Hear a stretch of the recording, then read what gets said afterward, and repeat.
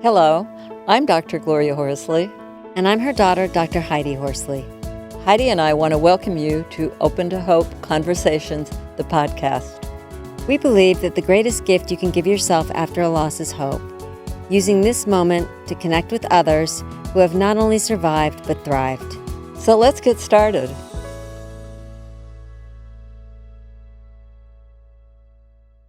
Welcome to the Open to Hope Show. I'm your host, Dr. Gloria Horsley, with my daughter and co-host, Dr. Heidi Horsley. Well, today, Heidi, our number one visit at Open to Hope is adults losing parents. And we have a wonderful woman on today who knows how to honor those who we've lost. And we're going to be talking to her today about how we can do that, because I know we all want to honor the people that we've loved after they passed on. So, Heidi, would you like to introduce her? Sure, I'd love to. We are going to interview Barri Leiner Grant today. And we've had Barri on our cable show. It was a fabulous show. Please go to Open to Hope to watch it. And as you said, Mom, we're going to be talking about memories of mom and how to honor our mothers. Barri is very familiar with this topic because her mom died suddenly of a brain aneurysm. And Barri was only in her 20s at the time. And today, Barri is an author and editor. She is a certified yoga and meditation teacher.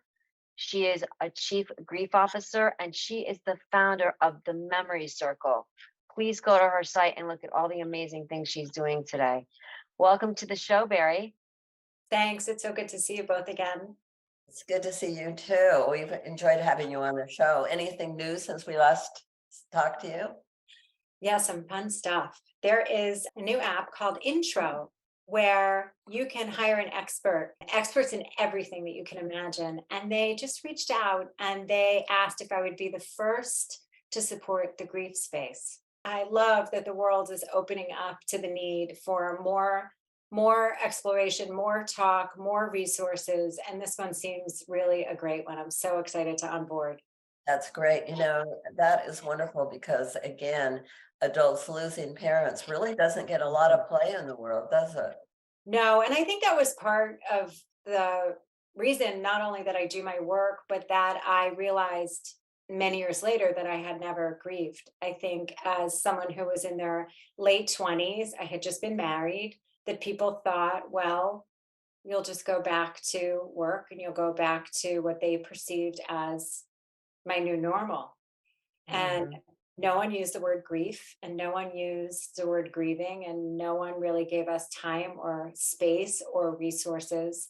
And it took many, many years until I became a mom myself to realize that that had created something that I like to call regrief, where I didn't even know what was coming for me, but it was a very happy and also sad time. And it really illuminated one of those amazing life experiences that you wish so much that your mom was present for. And I was fortunate to have one of the most beautiful relationships with my mother that I couldn't imagine leaning into life as a mother without her wise Mhm. counsel and love and what it would mean. We call her Grandma Ellen. She was never a grandmother. And it was my way of keeping her memory alive with my girls, so much so that both of my girls have said, Emma and Quinn, I feel like I know Grandma. Yeah, I That's love great. it. I think we've really kept Scott's memory alive that way, haven't we, Heidi? Absolutely. I was just thinking that as Barri was talking, Mom, because my kids have never met my brother, yet they know him because I keep, like you said, I keep his memory alive through all the stories. I think one of the reasons we're on the earth is to pass down memories of those that we've loved that are no longer here. Absolutely. And I felt, especially in her passing, that I became the keeper of the memories. So that if I didn't share them and I didn't tell the story of all of the things that I had experienced with her, then who would? And it's such Mhm. a joy when I realized that it wasn't going to make the rest of the world sad by my sharing, but more inspired by all that she had done and become, and that she was the force for all of us to become these incredible entrepreneurs. We came from a long line of strong women, and I wanted my girls to know from where they came. Hmm. So what are some of the things you've done to keep her memory alive for them? So many. I mean, one of the funniest things is that when they were small and we would come home and it was too late to have a proper bath, I would say, we need to just have a Grandma Ellen bath. And that was a washcloth under the sink, under the faucet, getting all the important parts, and then tucking into bed. And it's things like that that they still talk about. It's the songs that she sang to me when I was younger that I then in turn sang to them and would let them know, whether they were camp songs. I went to the same summer camp as my mom, which was really a lot of Mhm. fun. Camp Boycasuta girls through and through, an all girls camp in New Hampshire. So those camp songs, even though my kids didn't go to the same summer camp, became part of our fiber of being. It's really like who we are. And she taught them to me, and I in turn taught them to my kids. I also always encouraged a lot of photos and frames. You know, we became a society where all of our pictures are on our phones. And I can't tell you how often I Mhm. will print one and put it in a frame and gift it to family members. Sometimes around Thanksgiving, I'll bring them. Sometimes I'll ask great aunts, do you have any pictures of mom that I might not have? And ask for those. And even stories, same thing. When we're all gathered around a family occasion, I always use it as an opportunity to ask my other family members, extended family members, for stories of my mom that they might be able to share, that I don't know, which I love. The loss of her is postpartum depression. I'm wondering if maybe some women have that due to not grieving for a parent, or how did it impact you? Absolutely. I realized that I needed the support of someone to come in and help me because I didn't know the first thing about being a mom. So I asked my family, said, do you need a carriage? Do you need a crib? Do you need, all the things that perhaps a mom would help and support you with? And I had no family where we were living at all. And so I realized that I needed that support and arranged for that. So it wasn't every day and it wasn't all day for sure, but it was just a little bit of mothering so often that I hadn't afforded myself the opportunity. I think when we lose a parent, we create a sense of fortitude and strength and independence. And then what happens is it comes and bites us because when we really do need the support, we feel like we have to rise up and meet the occasion as we would other tasks that we've learned to do independently. And that was a time in my life where I really accepted help. Mhm. Um, a beloved woman named Lulu who came and showed me a lot of the tricks that she knew about having a newborn. I had this tremendous sadness. Even being pregnant, I had this tremendous sadness. The last thing you want to do is pass that on to your baby in utero. So I also found the support of the therapist, and I was able to name what I was feeling: grief and mother loss. And so I think you're exactly right. I think sometimes we don't realize it may or may not be postpartum depression or prepartum depression, if you will, but it may just be like, gosh, this is a big life event, one that my mom, I dreamed would be right there with me and becoming a grandma. And all of the things that you thought would unfold as you were having a child are not the future that you imagined. How did you know to reach out, and how did you give yourself permission? When we were kids, she was very honest. My folks went through a divorce that was pretty amicable, I would say, and they remained very good friends. I think they were both pretty self-actualized. But my mom actually told my sister and I that she saw a therapist. And so I think that it was always part of the fabric of our lives that if you need help, ask for help. But as I said, after a loss, I feel like there are so many things that you learn to do on your own and without a mom that I just knew something was not right. And I missed her so terribly at that moment. I mean, the first call I wanted to make when I found out that I was having a baby was to my mom. I remember when the doctor was doing a scan and said, do you want to know the sex of the baby? And I said, well, if there's some higher power out there, it's a girl, because getting back Mhm. that mother daughter relationship was so important to me. And sure Wow. enough, it was. And that little girl is named after my mom.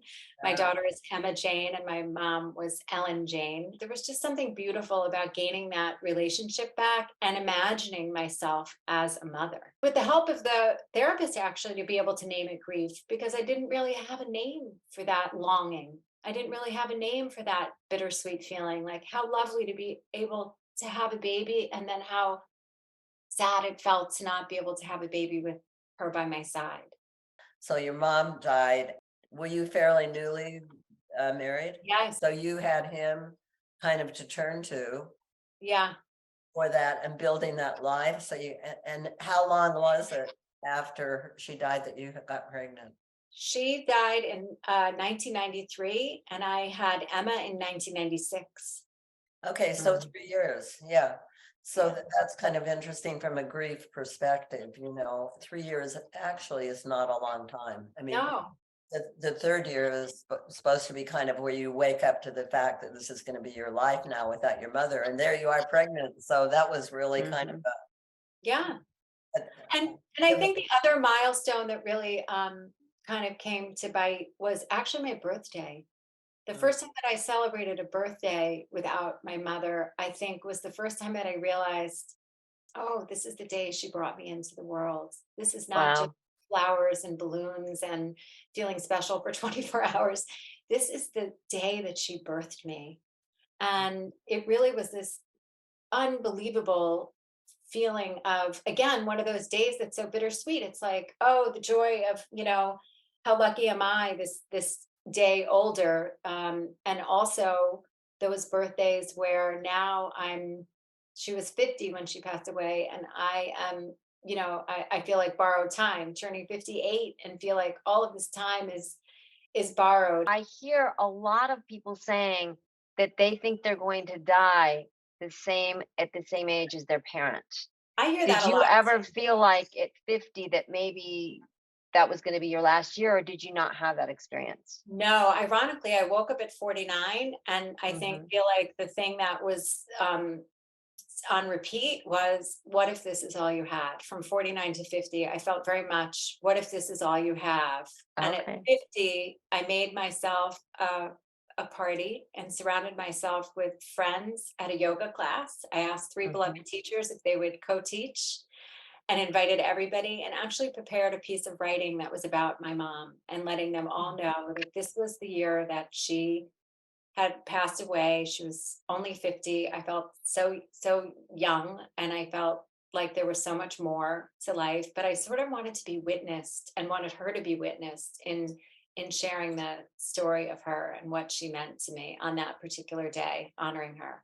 talk to us a little bit about the memory circle. Memory Circle was mostly unnamed motherless daughters events that I would do in the yoga studio. And the circle felt like it just needed to get wider with more people that came and would say, I'm going through a divorce. I lost my father. I lost my brother. Um, can I come if? And I thought, there's just everybody that would leave would say, I always feel like there's no place to go. It made me feel so glad that there was a place to go. So I was about to be interviewed for a podcast, and the very last line on the intake form said, is there anything else you want us to know? And I, out of the fingers, right into the keys, came the memory circle. I had never searched it. I had never thought of the name. I had never spoken it aloud. And it just felt so right. As the keeper of the memories, the eldest in my family, and also the idea of a circle where we could sit shoulder to shoulder with others who had experienced loss. That was really the only concept that I could think of, to just make the circle bigger and invite everybody in, not just motherless daughters. And I got several certifications through David Kessler and Claire Bridwell Smith, and became a certified grief coach. And that's when the circle really got bigger. And so now I see beautiful circles on Zoom and in person in the New York State area. And I also see people one-on-one. And again, for loss of all kinds, you have this longing. It's this piece of you that feels like it needs some settling, some understanding. And to me, I felt for so many years that there wasn't a place for me to be, as you said, because I was an adult, right? This should be something that I can handle.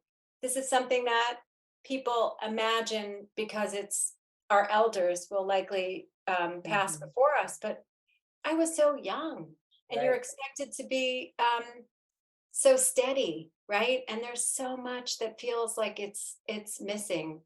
I write to her, I write about her. That's another way that I keep her memory alive. I've begun to share lots of writing about her, and it inspired so many people that I continue to do it. And I call it like writing out loud.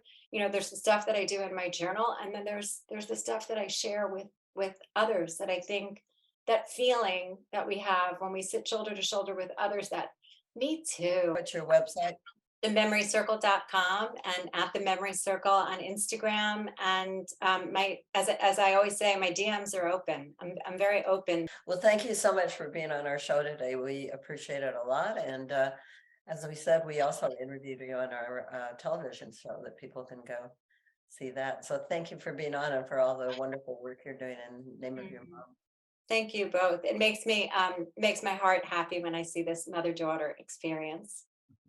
Yes, thank you so much, Barry, for validating and acknowledging how difficult it is to be an adult and lose a parent. And like you said, my mom and I are very close, and I still turn to her often as an adult to ask her questions, Mhm. so my heart goes out to you, and I'm glad that you're there for others that are having similar losses. Thanks. I love my work. I love my people, and love being with you guys again. Thank you again. Well, we want to thank everybody for being on the show today and listening to our wonderful guest. And Heidi and I always want to remind you that if you've lost hope, please lean on ours until you find your own. And God bless. I'm Dr. Heidi Horsley. You have been listening to Open to Hope, the podcast. You can follow Open to Hope on Facebook, Instagram, and Twitter. To learn more, visit us at opentohope.com and go to Apple Podcasts to subscribe. I'm Dr. Gloria Horsley. Join us again next week for another Open to Hope conversation, where we invite you to lean on our hope until you find your own.